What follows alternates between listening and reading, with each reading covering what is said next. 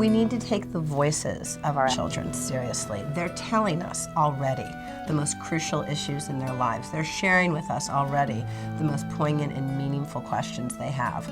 We need to listen and be willing to have a discussion that's uncomfortable or unfamiliar, or for which we might be unprepared, because they're asking. America's young people are in crisis. The next piece of advice you give is consider cutting activities, because both kids and adults are too busy, right? Absolutely. There's a phenomenon of the overly professional child who races around to one class and one course after school after the next.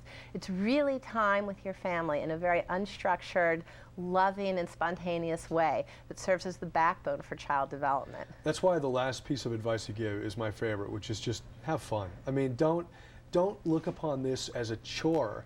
Because if you have fun, you then relish the joy of just hanging out with them. And our short time on earth, parenting is probably the prime opportunity to, as an adult, grow. We deepen our capacity for love. We become wise.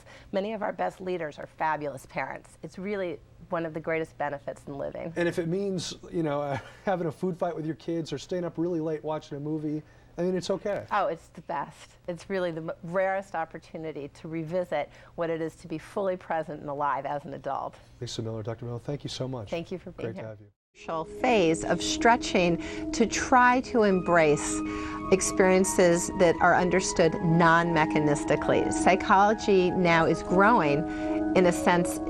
A post-Newtonian psychology is emerging that allows us to understand human experience that comes in through venues other than our five senses.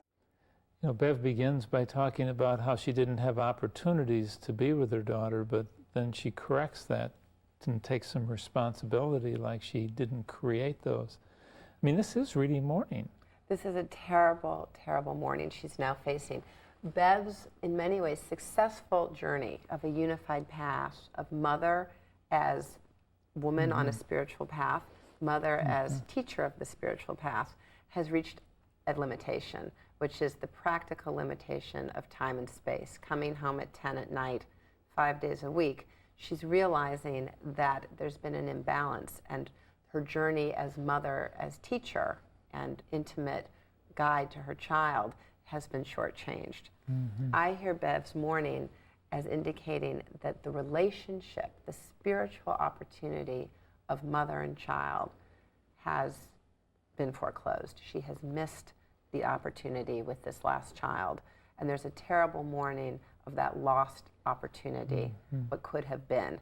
And yet, at the same time, a sense that perhaps in these last 4 years that the child's at home could be formed a loving, intimate relationship, and that the possibility to mother is still available. Let's move on to the next clip where she highlights her spiritual dilemma.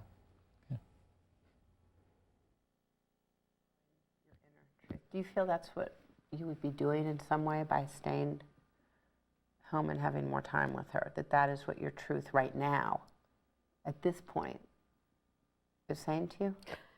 I'm afraid that it is. I'm afraid that my fear is that I will get wound up and blindsided by this carrot